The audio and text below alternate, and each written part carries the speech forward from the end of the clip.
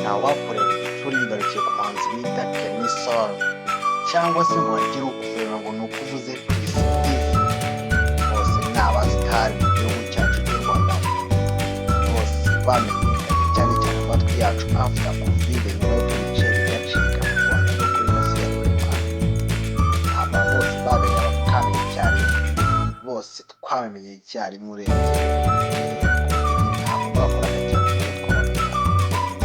Iki ni ikiganiro cy'ubucukumbuzi ku basitari b'Abanyarwanda ndetse n'abahanzi. Nawe jye icyubahiro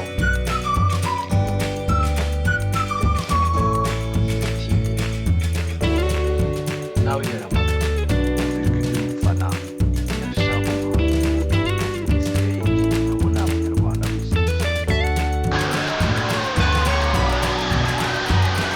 Reka tuve ku mufana ahubwo turebe muri bariya bahanzi basabye stage yabo ibimeze gute. Yego murabubona yongera Juno Kizigenza, one of the most beautiful artists dufite hano mu Rwanda. Reka turebe stage ye, ese we ahatwika gute.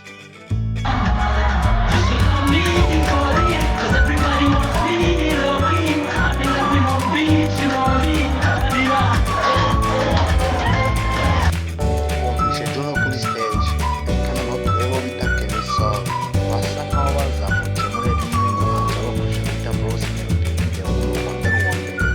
Reka turebe se nawe kuri stage ahatwika gute.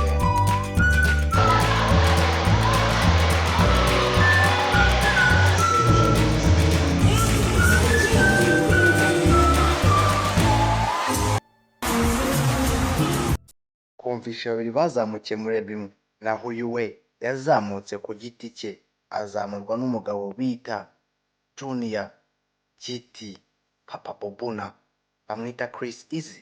Reka nawe turebe stage ukuntu ahatwika.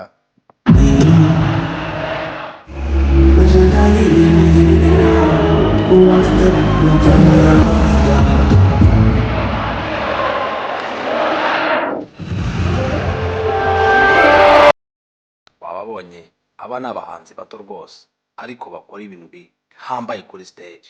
Jye mwabanaga n'icyubahiro. Niba ukunze ibiganiro byanjye, kora subscribe ndetse usiga na comment kugira ngo tujye tubana mu bindi biganiro by'ubutaha. Mwakoze. Iyi ni Big Win TV.